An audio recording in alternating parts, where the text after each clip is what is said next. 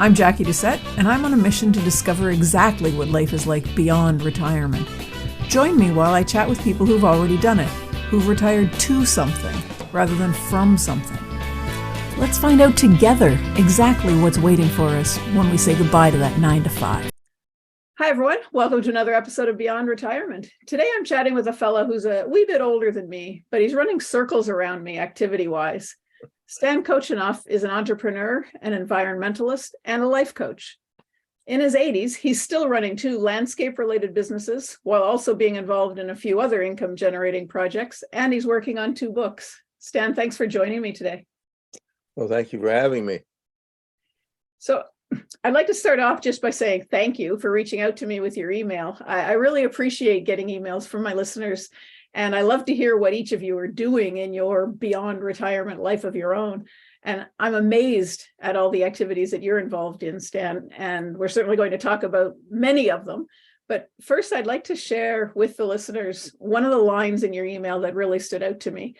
You wrote a big, long paragraph telling me all about the various activities that you're taking part in. And you finished off with, "I can assure you there's no flies on me. I'm a firm believer that if you stop looking and stop learning, you're dead." Right. I love that sentiment. I agree completely. That's my mantra. Oh, yeah, it's wonderful. And I mentioned in the intro that you run 2 landscape-related businesses. Can you tell us a little bit about them? Yeah, well, one is a design business and consulting where I do plans, landscape plans.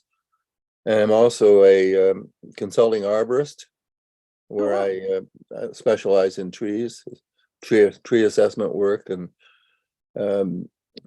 try to solve tree problems for people. Or sometimes it leads to court cases where trees have been removed by some neighbor intentionally or inadvertently. Oh, wow. And they have to determine a value of those trees that were lost. So I usually go to court as an expert witness. Oh, that's really interesting. So people really get upset about trees being moved from their property. Oh, definitely. And Wow. fortunately for me, I'm the only registered consulting arborist in the Atlantic region, so I get a lot of calls. Wow, that's really, I find that really interesting because I'm always harping at my husband to take down this tree or take down that tree because I'm sick of raking the leaves and picking them out of the pool. So having someone fight about keeping the trees, it's kind of like, Well, you that's look what like he you're in a does. southern place. I see palm trees there. Yeah, that's it. That's where I'd like to be. That's where you'd like to be. Yeah. So you're writing a couple of books. You're chronicling your life, I guess. Freedom 95. Can you tell us a little bit about Freedom 95 and the books that you're doing? Okay, well, the first book is Freedom 95 Beyond My Bucket List, and that one is aimed towards helping seniors retire with a purpose and exploring options that they can live a long and healthy life with quality, maybe leave a legacy. And I hope that my book will change somebody's life. I know there's a lot of books on aging and aging with a purpose. I've been doing some research and getting a lot of books. I've got about 40 books I've read now on that subject. So mine's going to sort of be a hybrid. And I'm going to be making some ideas and tips as to what seniors can do in their after retirement life. That sounds really interesting. That should urge them on to do other things. Some people, we hope, will rewire themselves or reinvent themselves. Some can take a 180 turn on what they were doing and do something different. I've been interviewing a number of people to find out what they're doing in their semi-retirement, retirement. And there are some crazies like me who's still working in their 70s and 80s.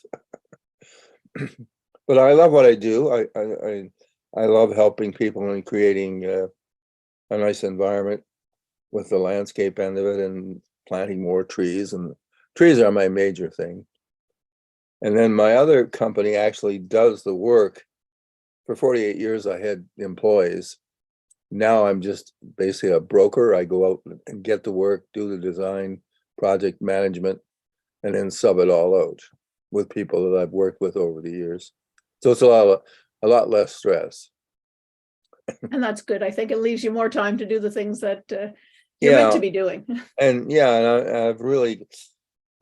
I'm really interested in self-development. So I've been doing a lot of self-development courses and motivational stuff. I want to learn more, even at this stage. I feel you can't stop learning. So this book, I hope, will help people, and it's going to launch my life coaching career. I've had a couple of life coaching workshops with different companies, and one in Canada, who specialize in what they call flourishing life coach. So I'm just getting started on that part of it. I'm certainly not to the point where I can go out and tell somebody what to do yet. I've got a good idea, but I'm just gonna make sure I get my book done so that I have a little more credibility. I think you're one of the few people who thinks they can't tell people what to do because you haven't learned enough. Most people are real quick to tell you what you should be doing. Yeah. Well, I can help them out some from other life issues from my own career and business, working with people for 48 years. But the coaching end of it towards the topic is something I just want to master before I go out and say I'm here. And my second book is basically about my journey from from baby to now. Oh, wow. I've had a lot of experience, a lot of interesting things that I've done in my life. We've moved around quite a bit, and finally settled here in Nova Scotia. But I've been through a couple of Olympics as a volunteer in Vancouver and Sochi as a volunteer, and then also the Canada Games here in Halifax. So that was kind of fun and interesting. I wanted to do the one in Korea, but I was on the edge. 79, I think, is the limit. So, and then I was getting a new knee at the time, so I said that's good. It requires a lot of walking, so I got out of that one. So I do volunteer work at the hospital. We have a palliative care memory garden that I look after, and I volunteer with the Hockey Heritage Society. Our town, Windsor, Nova Scotia, is the birthplace of hockey. We've proven the case. So we have a society and a museum. So I work with those people as well. We go out and do some work to get the trees established for a couple of years as a volunteer. We have a group called Communities in Bloom, which sort of tries to promote environmental enhancement and also recycling and heritage and that kind of thing. So I'm a co-chair of that program as well. And then I'm the tree canopy coordinator for the former town of Windsor, which is now a municipality. We've amalgamated. And I was one of the fathers of amalgamation. Oh, wow. So we've had a lot of interesting things that we've done. So as far as my book, I'm sort of aiming it for people who are in retirement or considering retirement, or maybe semi-retired, and some that are still working. It's interesting. There's a few people still working in their 80s. There are lots of them.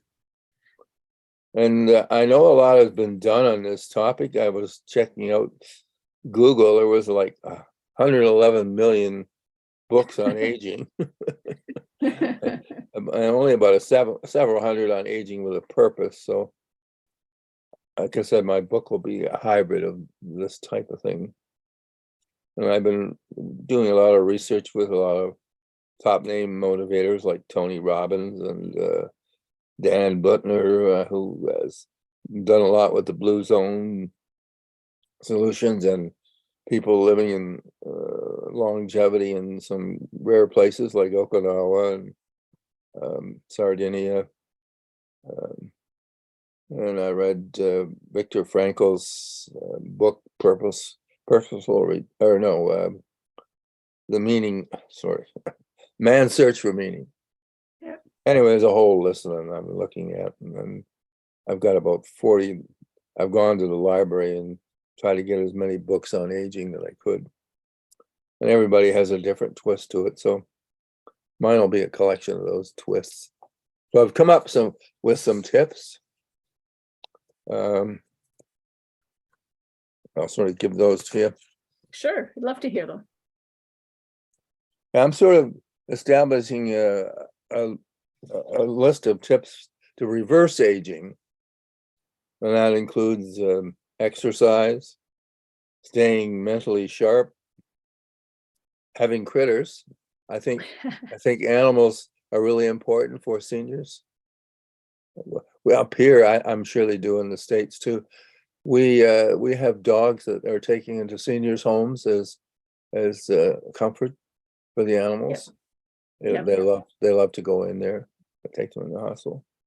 So I think even though a lot of people shy away when they're in their latter years, they don't want to look after animals, but they're still so great to have around. I mean, we treat them like children. Yeah, I think they're wonderful too. And we always say very calming. We live with our animals. The other thing was giving back to your community, and I'm trying to do some of that myself, and I think that's important for seniors too to do. There's all sorts of things that you can volunteer for, whether it's church groups or community organizations, social clubs, things like that. And I think the business of socializing it within your community is important for a senior. Very not important. To isolate yourself. Like some people tend, well, I'm retired, I'm not going to bother going to this or not going to go to that. We'll just sit home.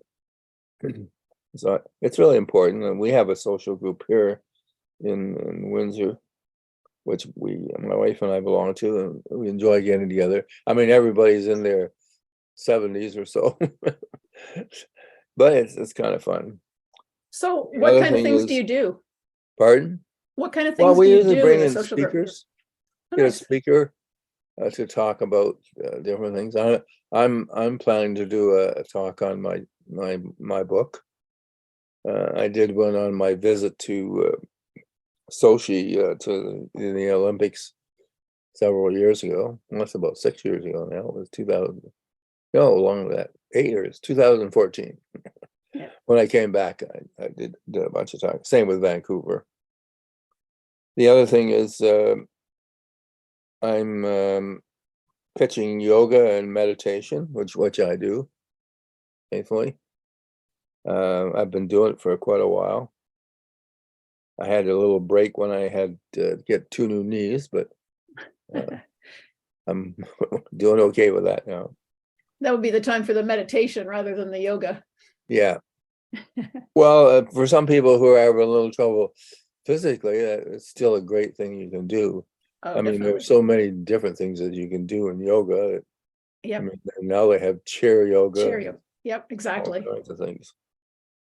The other thing in my tips, I'm saying avoid negative people. Don't surround yourself with people who are positive. Because lots of people sometimes when they say, "Oh, you're writing a book," and I think maybe you're crazy. Yeah. So you just move away from those people. That's right.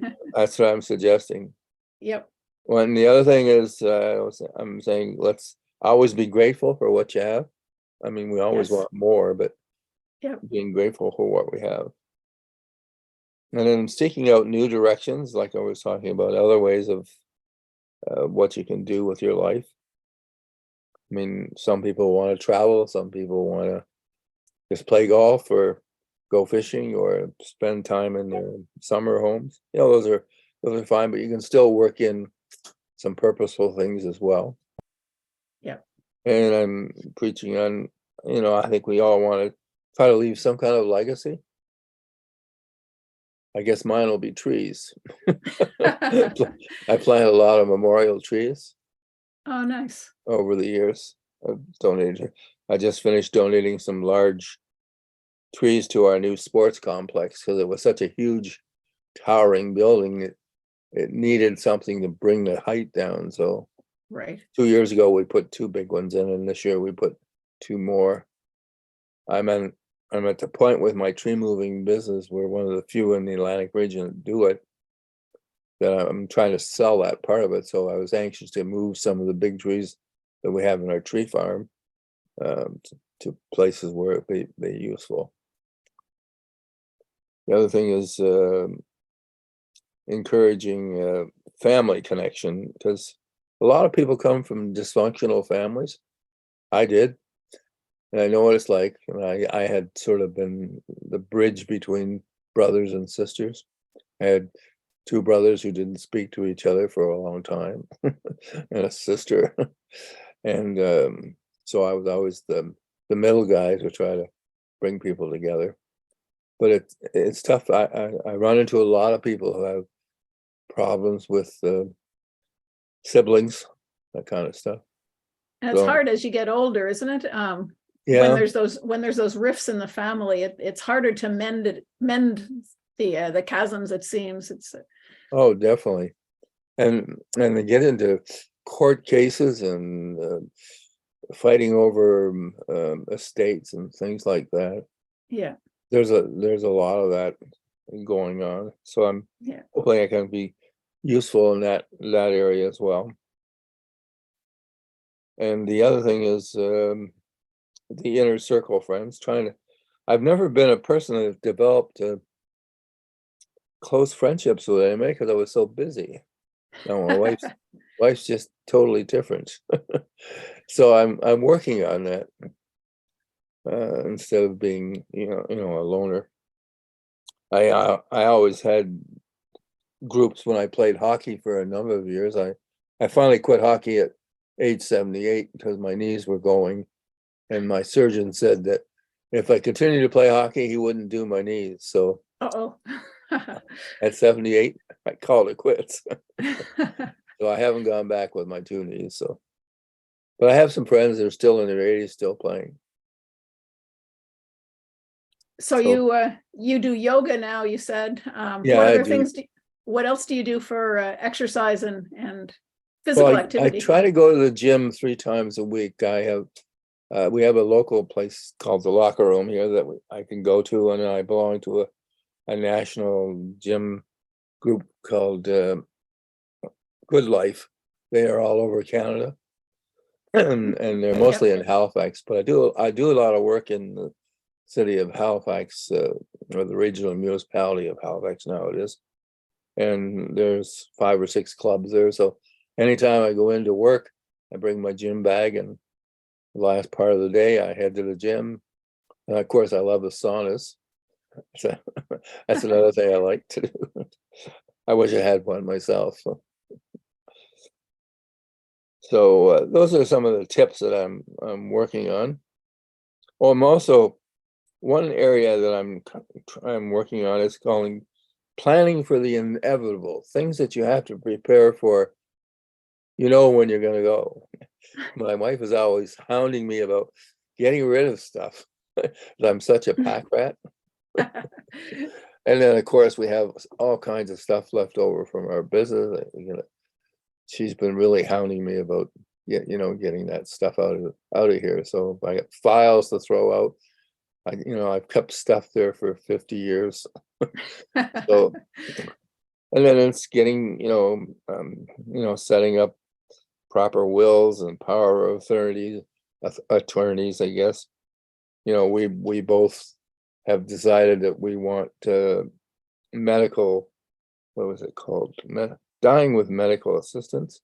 We do have that here in Canada. So we've agreed that if we get to a state where we're just can't do anything. We want the plug pulled. Yeah, and I haven't seen too much about planning for the inevitable. So I'm gonna try to weave that into my area. Yeah, and it's important. So when you're talking to people, helping people plan, helping people direct themselves towards a more purposeful life, what do you do with people who have really never given much thought to doing something else? The ones who don't spend their time looking and learning, like you say, how do you get them back in the groove? Well, it's a challenge. I mean, I know my own lawyer. He retired, and he's bored silly and driving his wife crazy. Not used to having him around. Yep. And there's a lot of people like that. Exactly. And then there are other people who have totally rewired themselves and gone in a different direction, like our MLA, our representative for the provincial government. 20 years or so of being a politician. Now he's taken on a job as a salesperson in a hardware store, and he loves it because he he's always met with people. Yeah. And he's really enjoying it. And of course, it's only 9 to 5 or that kind of thing, whereas the politician, you're going 24 hours a day. So I mean, there's lots of examples of people that totally reinvented themselves. Yeah, And so many I people. think there's an opportunity for a lot of people to do that. And some people are looking for alternate streams of income. There's other ways of money in terms of except trying to live off your pensions or whatever. Yeah, exactly. So I'm looking at that end of it as well. And I guess I'm saying that aging is a mindset. There's two ages. There's a chronological age and there's a physiological age. I figure most people think I'm 65. They don't know I'm 84. They always say, "You're not 84." And then the other thing, the mindset about being old. And then my feeling is we got to make the best of the time that we have left, and we can outfox the clock by our lifestyle. Exactly. So yep, you get up and do things and keep yourself going, keep yourself active. That's the way. So life just doesn't have to end at retirement. No, exactly. There's so many things you can do. And I know we have to battle health ailments and things like that. I run the gauntlet with those kind of things. I've lived with atrial fib, which is you've probably heard of it, irregular heartbeat for about 40 years. I battled blood pressure, neuropathy, circulation in my legs, you name it, I've had it. And you learn to live with it. Yep, and you learn what you can do. Yeah, it does restrain certain things. And I know, and some people that I know are quite young have experienced heart attacks and had to have triple bypasses. We had a neighbor who was in his 50s, and they have to rewire themselves when they're done. So there's lots of different scenarios that you can certainly help people. Exactly. And the more experience you get. Health considerations aren't limited to people as they age. As you say, you can have health problems at any point in your life. So right. Yeah. Learning to deal with them is the best thing you can do. Yeah. And we know that things like cancer and diabetes are a big problem, and some people have to live with it. More people are being able to survive it, it seems to be. But it's just amazing that all the money that has been spent on cancer research, we still can't get that answer. I'm just trying to learn every day, and not only in other fields, but of course I try to hone my craft as well in terms of horticulture and arboriculture. My background basically was in horticulture. I had a diploma from the 3-year school School of Horticulture in Niagara Falls. Oh, nice. And then another 4 years at Cornell University, where I met my wife, dragged her back to Canada. And then at 51, I went back to school and did a master's in urban and rural planning. Oh, wow. So I was a registered, a licensed professional planner, registered consulting arborist. So I've had quite a spread of things that I was doing. But we are in a smaller population here. Mhm. You know, we just made 1 million in Nova Scotia. That's it. And I guess we would be about 2.5 million in the 4 provinces. So it's not a big market area. But So there's I'm lots of hoping to trees. reach out. Yeah, I'm hoping to reach out a lot further. Yes, definitely. I'm sure you have. I imagine you reach out further in terms of what you do. I do. I try, especially with the podcast, I try to get out as far as I can. So Yeah. Well, that was an interesting interview you had with the fellow in Newfoundland. Tom Rossiter, yes, it was. Yeah, that's how I found about you, Yeah. and decided, hey, I'd like to do that too. Well, this is the place. This is the platform. Yeah. I hope more people will do the same thing. Reach out and let me know about their lives, because that was the whole goal of the podcast originally, was to find people who are living their best life. They're out there doing what they can. Yeah. Well, that's my plan. I'm not ready to stop it. No, exactly. That's why I say Freedom 95. That might be a time that I decide to retire. I'll make it. Maybe. It's either that or till I drop.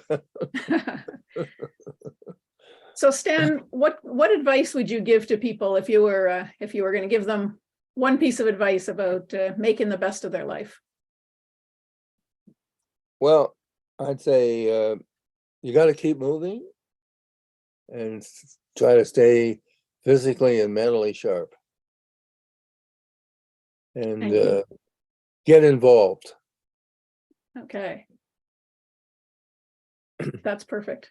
I think that's a really good piece of advice. It's keep moving, get involved. Yeah. You gotta keep your brain going, gotta keep your body going. Definitely. Otherwise, you're going to seize up. Yep. We don't want to do that. You shouldn't be worried about how old you are. It's how old you want to be. Yep. That's it. Age is just a number. I think people keep complaining, oh, I'm getting older. It's like, well, the alternative isn't so great. I'd rather keep getting older. Yeah. Well, sometimes we yearn for the old days, or to be able to do some of the things we could do when we were kids, but sure. But even being able to remember those times is better than not having another birthday. Yeah. Or we can relive it with our grandchildren. Yep, exactly. Well, thank you very much for taking the time to talk with me today, Stan. I've really enjoyed it. And I think the listeners are going to be really interested to hear about the things that you're doing and to get more ideas about what they can do with their life, because retirement definitely isn't the end of the road. No. Well, I'm glad to do it. I'm pleased that you gave me an opportunity. Thank you. And that's it for this episode of Beyond Retirement. Thank you so much for hanging out with me. I hope you enjoyed it. Are you ready to start rocking your retirement? Head on over to www.beyondretirement.ca/rocking it and sign up to plan out your own roadmap for retirement. Don't wait till it's too late.